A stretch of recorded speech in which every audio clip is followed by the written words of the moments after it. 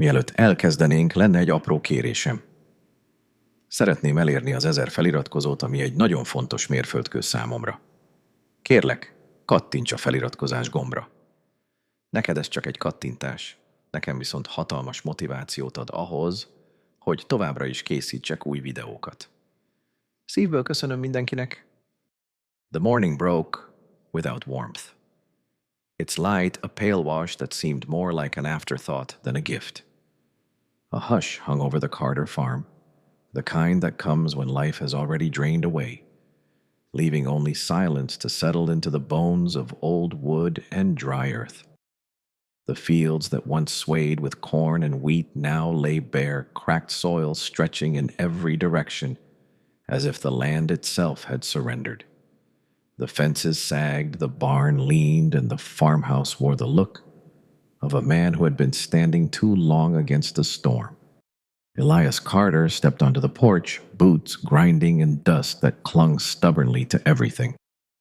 He was not yet an old man, but hardship had carved deep lines across his face, hollowing his eyes and stooping his shoulders. His hands, once proud instruments of labor, bore scars that told stories of seed and harvest, drought and flood. But now they dangled useless at his sides. There was no seed left to sow, no harvest waiting. All that remained were debts stacked in piles of letters he refused to open, and whispers in town that named him bankrupt. A failure, a man cursed. He had been alone for too long. Years ago, death had carried away his wife, and the weight of her absence lingered in every corner of the house. With her went the laughter, the songs, the belief that tomorrow might be brighter. Neighbors once close had drifted away. A pity curdled into avoidance as though his misfortune might spread if they lingered near him. The last friend Elias had was a horse. Iron Hoof stood in the dim light of the barn, his coat dulled with age, his mane tangled, but his presence steady. He had pulled Elias's plow through spring mud, hauled timber from the ridge, and borne the burdens of farm life without complaint. Now in ruin, the animal remained, loyal in a way no man had been. Elias leaned on the stall door, studying the horse's broad frame, the way his ears twitched toward every sound, alert even in stillness. "You're all I've got left," Elias whispered, the words cracking as though they had splintered on the way out. He pressed a rough palm against the horse's forehead. "But maybe you deserve more than this dying place." It was not the first time he had thought of selling him. The idea pressed harder each day like a cruel hand tightening around his throat. Buyers would pay good coin for a strong horse, even one older than his prime. That coin could buy food, could stave off hunger for a season. Yet the thought of giving Iron Hoof away felt like cutting off his own arm. The horse was not property, not truly. He was memory, labor, companionship, all wound into one. To let him go would be to admit that nothing of Elias's life remained worth keeping. The sun climbed higher, revealing the ruin in sharper relief. Elias walked the fields, boots sinking into dust that had once been fertile ground.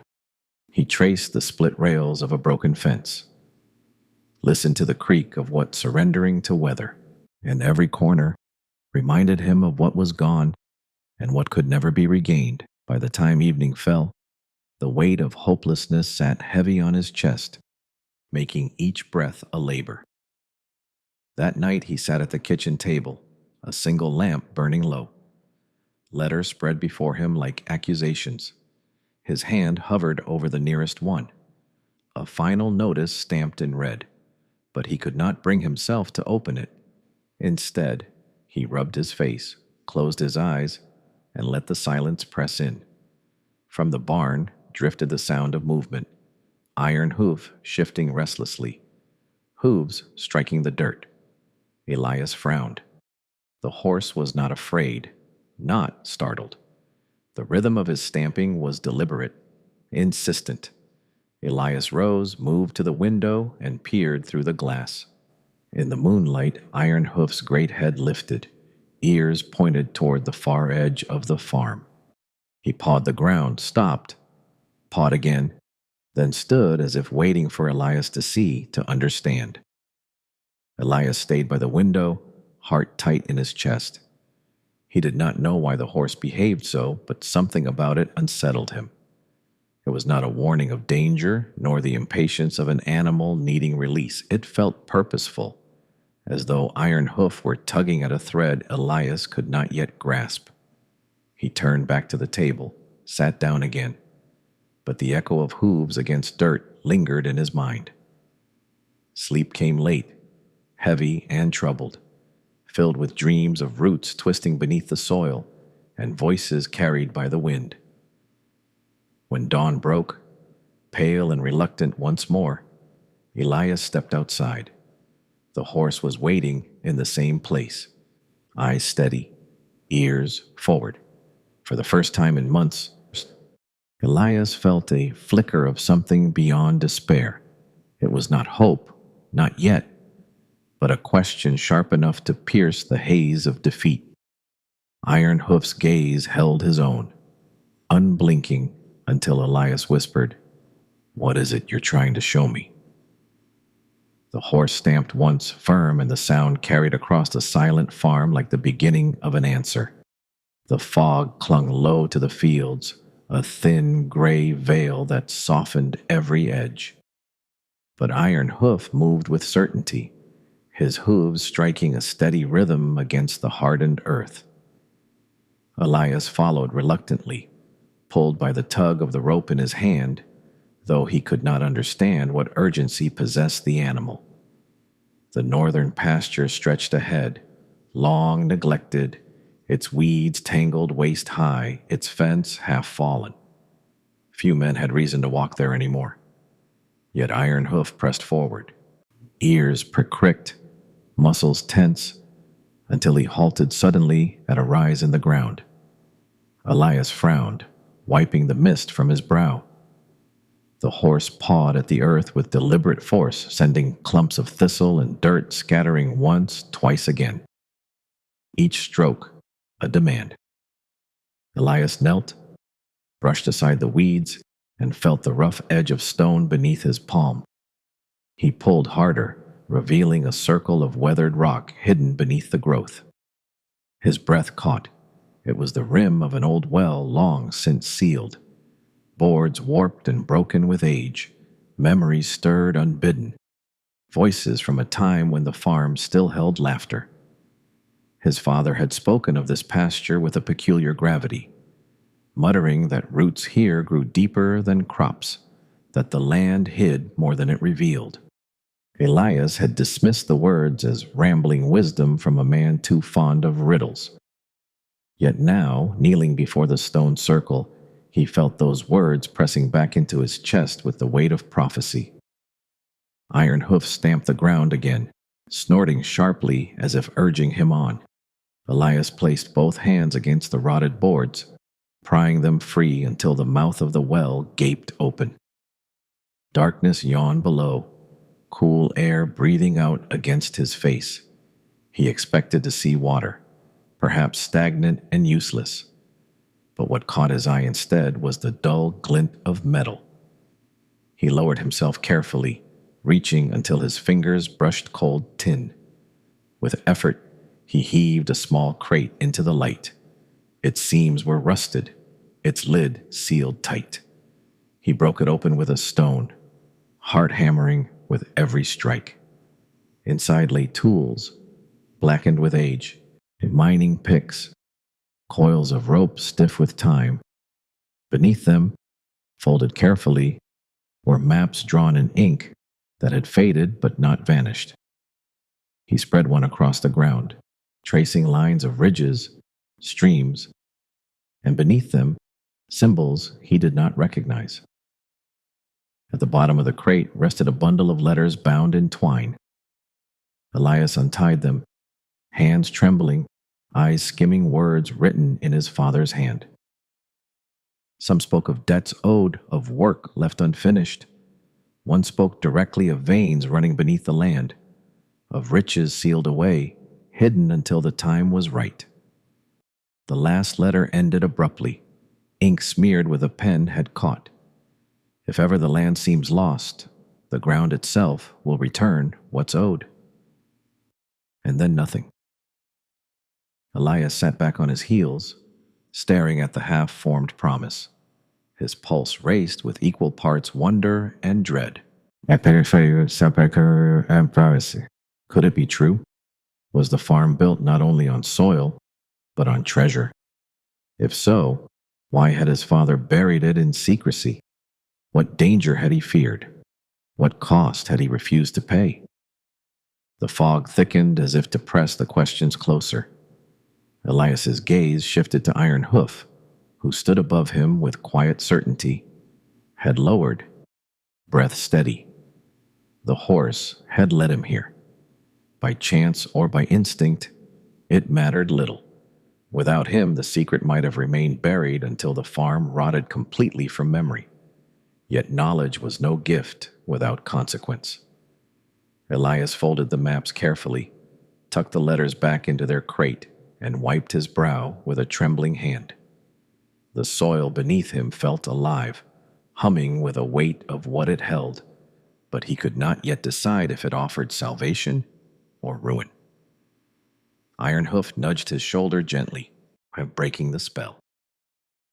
Elias rose, gripping the rope tighter, though it no longer felt like a tether. It felt like a bond, unspoken but unbreakable. Together they turned back toward the farmhouse, the crate heavy in his arms. The fog parted for a moment, revealing the broken field stretching wide. Elias's heart pounded with new unease. The horse had found a secret, but secrets rarely belong to one man alone. Somewhere beyond the mist, he felt eyes might already be watching. Word traveled quicker than Elias expected. By the week's end, men who once ignored him began to circle back. Their greetings sharpened with curiosity.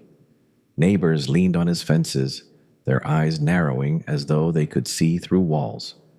Some asked careless questions. Others made offers too smooth to be honest. A land agent from the city arrived in polished boots and carrying papers that promised relief, but hinted at theft. Elias, weary yet sharper than before, listened in silence, aware that his sudden worth had turned him into prey. The crate, with its maps and letters, remained hidden beneath floorboards in the farmhouse. Each night, Elias studied the drawings by lamplight, tracing ridges and streams, searching for truth.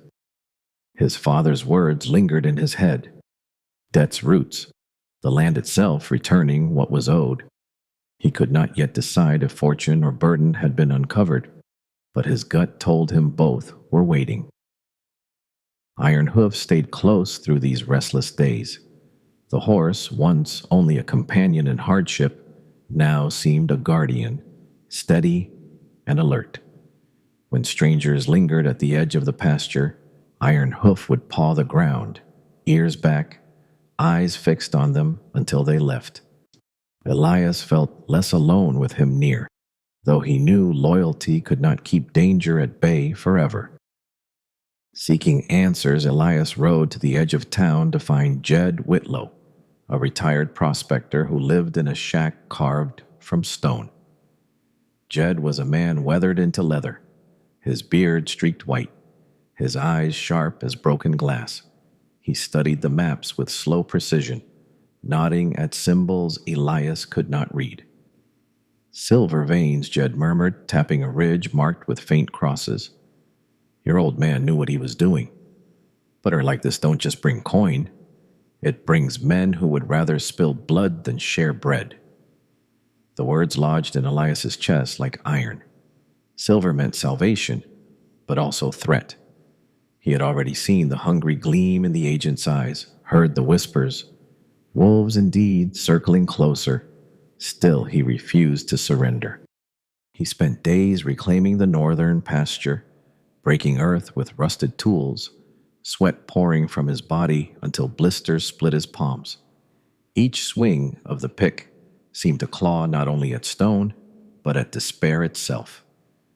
Iron Hoof carried timber drag supplies and stood like a sentinel at dusk. Elias worked with a grit of a man who had been buried once and clawed his way back, knowing that to stop was to lose everything. Yet, strength invited challenge. One night when the moon was sharp and the air carried a brittle chill, Elias heard the barn doors creak. He rose from his bed, every nerve taut, and grabbed the nearest tool handle. Shadows moved inside, rough voices whispering. His heart slammed as he stepped through the door, the lantern casting light over 3 men rifling through hay. Their eyes flashed when they saw him, and one lunged forward. The fight was desperate, ugly. Elias swung the handle with fury, striking bone, but fists crashed against his ribs, driving air from his lungs. He staggered, vision darkening. A knife glinted in the lantern glow, raised high before the blade could fall. Iron Hoof reared with a roar of hooves would splintered as his weight slammed down. The sound of thunderclap that sent the intruders scrambling. They fled into the night, curses trailing in the dark. Elias collapsed to his knees, chest burning, blood warm at his mouth. He pressed one hand against the dirt to steady himself, the other clutching his side. Iron Hoof stood above him, sides heaving, eyes fierce and unyielding. The horse had not only led him to the secret, but had saved his life with it. Pain racked Elias's body, but gratitude steadied his soul. He reached for Iron Hoof's mane, voice low, ragged. "You kept me standing," he whispered. The horse lowered his head, pressing close as if to anchor him. Outside, the night stretched silent once more. But Elias knew silence could not last. The wolves had tested the fence. They would return. The days that followed blurred into a rhythm of pain and resolve. Elias bound his ribs with cloth, every breath sharp. But he did not falter. With Jed Whitlow's guidance, he carried the maps and letters to the county office, filing claims that gave him lawful hold over the mineral rights. The officials eyed him with suspicion, yet the seals and signatures on those old deeds carried weight. When the papers were stamped, Elias walked out into the sunlight, clutching proof that his land was not only his by birth, but his by right. For the first time in years, he felt the ground beneath his boots steady. News of the filing spread faster than wildfire in dry grass. By midweek, men gathered at his gates with offers that dripped like honey, but stung like nettles. They spoke of quick sales, of profits beyond measure, of relieving him of the burden of defending what was his. Elias stood tall despite the bruises that still painted his jaw. His answer was the same each time, his voice iron. "The land stays with me." Tension boiled over one morning when 3 creditors rode up, their horses snorting, their faces hard with hunger for what they believed was theirs to take. They dismounted with swagger, boots grinding against the dust, and spread their papers like weapons. "Sell now," one demanded, "or you'll lose more than coin." Their threats hung sharp in the air. But Elias did not yield. Iron Hoof stood behind him, stamping once, nostrils flared, a mountain of muscle ready to move. Elias's gaze never wavered. "This farm nearly broke me," he said, his words carrying like a hammer strike. "But it is mine. I'll bleed before I hand it to you." Something in his tone, in the raw steadiness of it, made them falter. They gathered their papers in silence, muttered oaths, and retreated down the road. With the law behind him, and the wolves pushed back, Elias turned to the work of rebuilding. The mine yielded silver enough to pay his debts, to mend the barn, to set seed into soil once more. The farmhouse, long darkened by despair, began to glow at night with lamplight. Fences stood straight, gates swung true, and the land breathed again beneath his care. Yet wealth was not what filled Elias's chest with strength. It was the knowledge that ruin had not claimed him, that loyalty had carried him through. Iron hoof remained constant through every labor. He pulled wagons heavy with stone, hauled timber for new beams, and grazed calmly when the day's work was done. In quiet moments, Elias would rest a hand against his broad neck, feeling the steady pulse of life there, a rhythm that had guided him from despair into resilience. The horse was no longer just a companion. He was the emblem of everything Elias had nearly lost and finally reclaimed.